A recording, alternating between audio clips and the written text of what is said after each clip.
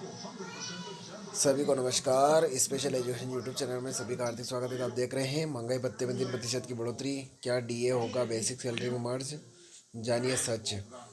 केंद्र सरकार ने हाल ही में केंद्रीय कर्मचारियों और पेंशन भोगियों के महंगाई भत्ते यानी डीए में 3% की बढ़ोतरी की है। इस बढ़ोतरी के बाद अब डीए 53% तक पहुंच गया है। इस घोषणा के बाद से यह सवाल तेजी से उठ रहा है कि क्या महंगाई भत्ते को मूल वेतन या बेसिक सैलरी के साथ मर्ज किया जाएगा या नहीं। इस विषय पर न केवल कर्मचारियों बल्कि विशेषज्ञों के बीच भी चर्चाएं हो रही हैं। यदि आप भी इस बदलाव और संभावनाओं से जुड़ी जानकारी प्राप्त करना चाहते हैं तो यह लेख आपके लिए उपयोगी साबित होगा। आइए इसे विस्तार से समझते हैं। सेवन पे कमीशन से महंगाई भत्ते में 3% का इजाफा। केंद्र सरकार ने सातवें वेतन आयोग के तहत महंगाई भत्ते में 3% की वृद्धि की है। पहले डीए 50% तक था, जो अब बढ़कर 53% हो गया है। इस वृद्धि का लाभ केंद्रीय कर्मचारियों और पेंशन भोगियों को 1 जुलाई 2024 से मिलेगा।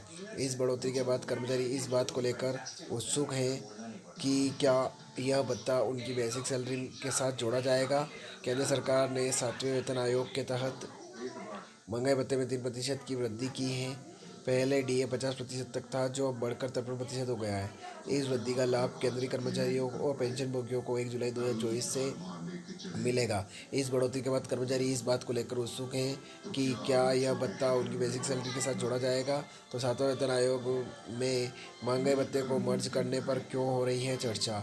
डीए को बेसिक सैलरी में मर्ज करने का मुद्दा कोई नया नहीं है। पहले भी जब महंगाई भत्ता 50% के स्तर को पार करता है तो इसे बेसिक सैलरी में जोड़ने की संभावना पर चर्चाएं तेज हो जाती हैं। विशेषज्ञों का कहना है कि वेतन संरचना को सरल बनाने के लिए ऐसा किया जा सकता है। हालांकि केंद्र सरकार ने इस विषय पर अभी तक कोई आधिकारिक निर्णय नहीं लिया है। सरकार ने बढ़ाया 4%, कितना बढ़ जाएगी तनख्वाह देखते हैं। क्या सरकार सातवें वेतन आयोग में डीए का को बेसिक सैलरी में मर्ज करेगी। तो महंगाई भत्ते को लेकर बिजनेस टुडे में प्रकाशित एक रिपोर्ट के अनुसार सरकार ने स्पष्ट किया है कि डीए को बेसिक सैलरी में मर्ज नहीं किया जाएगा। भले ही डीए 50% की सीमा पार कर चुका हो, फिर भी इसे वेतन के साथ मिलाने की कोई योजना नहीं है।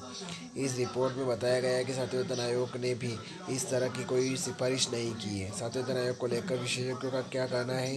कानूनी विशेषज्ञों और आर्थिक विश्लेषणों ने भी डीए और बेसिक सैलरी के मर्ज होने पर अपनी राय दी है।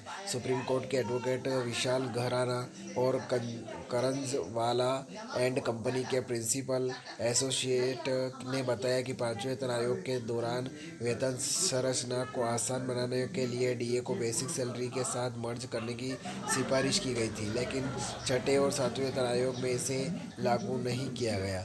सातवें वेतन आयोग को लेकर विशेषज्ञों का क्या कहना है। तो कानूनी विशेषज्ञों और आर्थिक विश्लेषणों ने भी डीए और बेसिक सैलरी के साथ मर्ज होने पर अपनी राय दी है। सुप्रीम कोर्ट ने के एडवोकेट विशाल गहराना और कंजरवाला एंड कंपनी के प्रिंसिपल एसोसिएट ने बताया कि पांचवें वेतन आयोग के दौरान वेतन संरचना को आसान बनाने के लिए डीए को बेसिक सैलरी के साथ मर्ज करने की सिफारिश की गई थी, लेकिन छठे और सातवें वेतन आयोग में इसे लागू नहीं किया गया।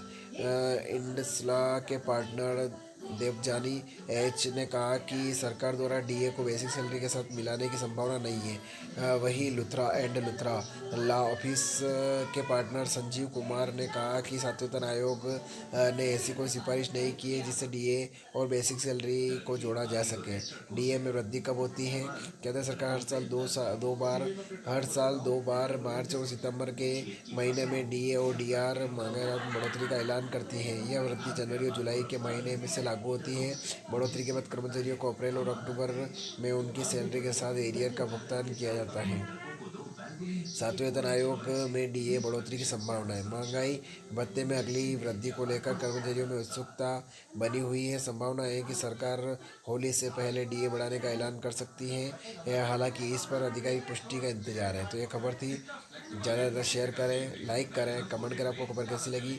और आप मेरे चैनल पर नए हैं, स्पेशल एजुकेशन यूट्यूब चैनल पर पहली बार विजिट कर रहे हैं, चैनल को सब्सक्राइब जरूर करें और बेल आइकन को प्रेस करते कि आने वाले वीडियो की नोटिफिकेशन आप तक जल्दी पहुंच जाए। जय हिंद, जय भारत।